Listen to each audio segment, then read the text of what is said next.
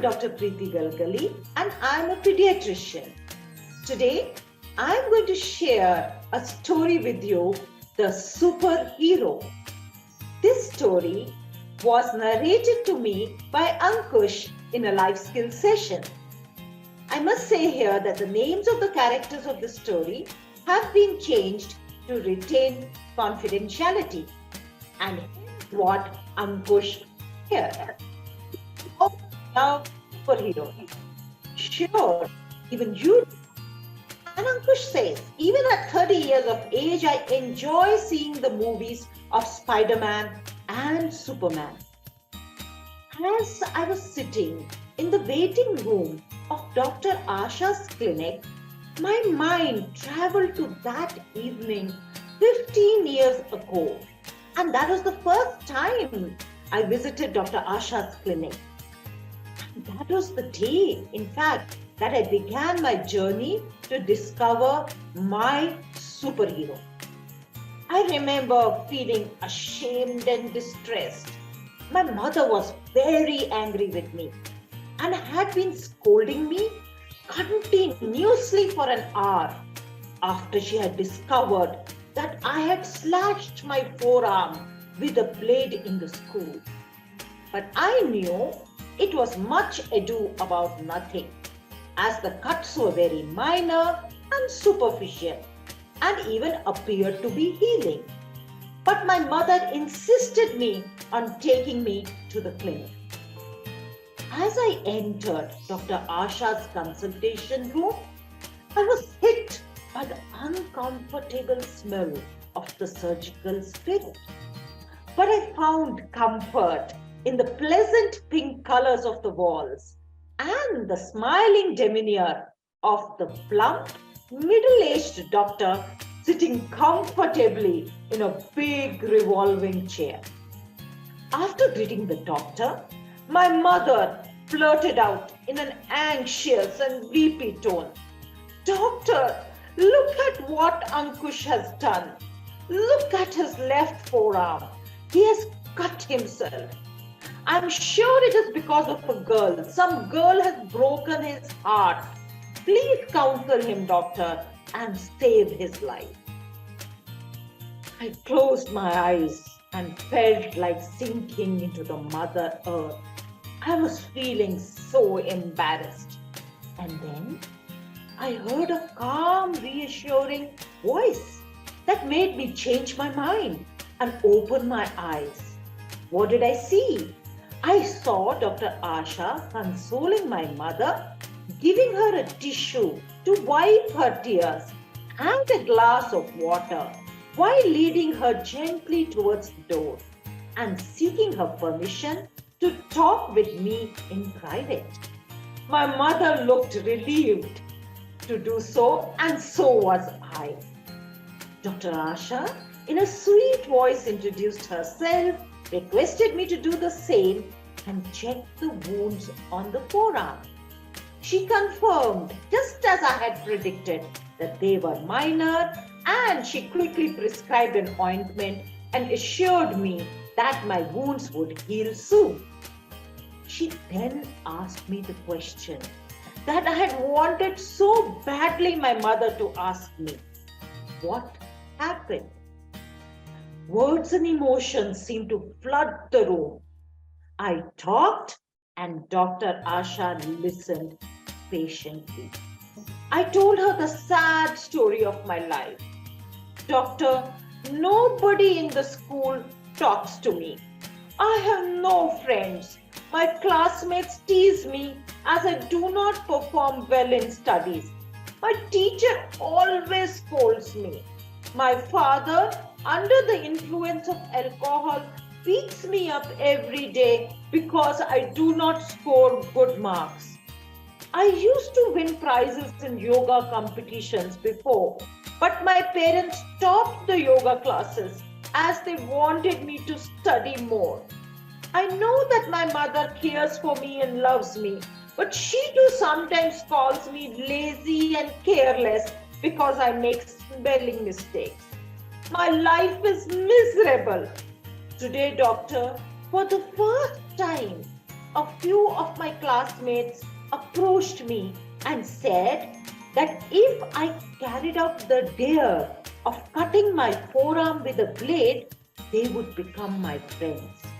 That is why I did it. You know how much I want that somebody should befriend me. As I ended my story, I heaved a big sigh of relief, as if a heavy load had been lifted off my chest. I was amazed by the calm response of the doctor.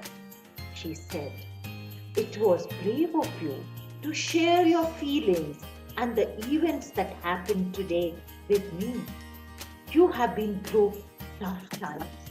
Let us discuss ways to solve and cope your problems over the next few weeks. It appears that your mother cares and loves you a lot, and she can be of great help as we plan for the future. Is it all right with you if we discuss with her what you have revealed to me just now?"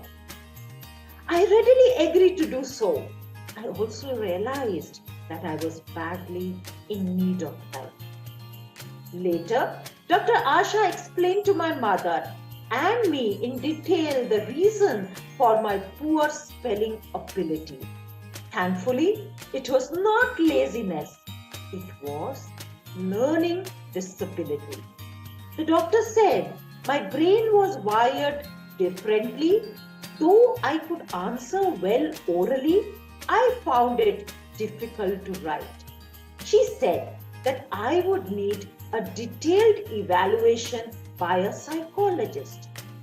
My parents refused to take me to the mind doctor, but promised to follow all other instructions of the doctor. My life suddenly took a turn for the better. My parents readmitted me into the yoga class. My father took treatment for alcoholism. My teachers and parents became kind, and I thoroughly enjoyed the life skill sessions that Dr. Asha took for our class.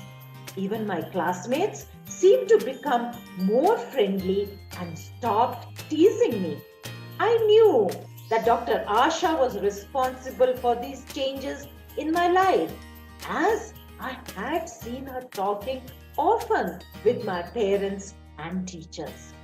I had weekly counseling sessions with Dr. Asha. She taught me study skills, relaxation techniques, problem solving, methods to tackle bullying and resist negative peer pressure. All was well. My school performance improved, and at the end of the academic year, I passed 10th standard board exams with 50% marks and also won a prize in the national yoga competition.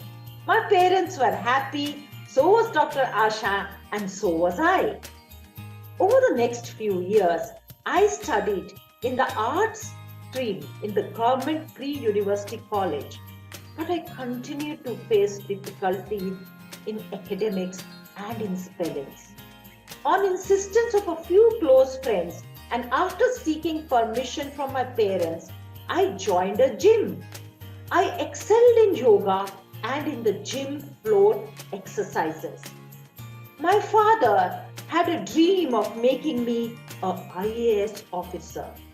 Seeing my below average performance in college, I knew that this was not achievable. Just then, the gym owner started a yoga section and invited me to be a full-time trainer there after the second pre-university board exams. I was delighted with this offer. It was in fact my dream job. When I shared this with my parents, they got very angry and even threatened to disown me. I was extremely upset and decided to seek help from Dr. Asha, whom I had not met for nearly 2 years. Dr. Asha promised to talk with my parents. She convinced them to give me a chance to work in the gym as a yoga instructor for a year and to complete graduation by correspondence. Tring! Well, that is today. And today again, let's come back to today. I am in Dr. Asha's clinic, and that is the receptionist ringing the bell, confirming that it is my turn to see Dr. Asha next. I took out 2 invitation cards from my bag, one of my wedding and the other for the opening ceremony of my gym, and proceeded slowly with guarded steps towards the door of the consultation room. The smell of the spirit, the pink walls, and the big revolving chair were all there as before. And so was Dr. Asha, the same dimpled smile on an older version of the endearing face.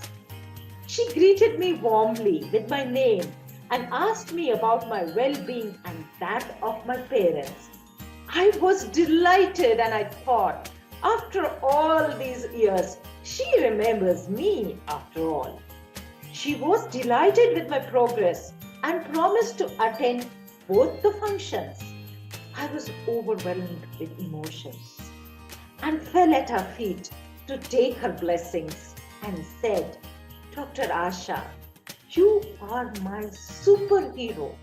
You helped me through a lot in life. I'm so much indebted to you. She smiled and took out a beautiful box from the cupboard and asked me to open it. She also said, this is your wedding present. Your superhero's photograph is in this box. Take a look. I opened it, expecting to see Dr. Asha's photograph, but all that I could see was my image in a mirror in the box. I gave her a quizzical look. She said, we all have a superhero within us. Our willpower, determination, and hard work helps us to deal and cope with challenges in life. You are your own superhero, dear Ankush. It was your perseverance that has given you success in life. I just helped you to find that superhero. I was amazed. I basked in her love and pride for me.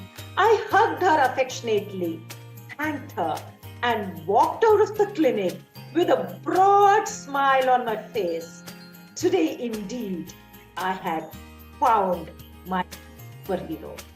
So children, 3 cheers to the superhero within you. Thank you for listening to the story.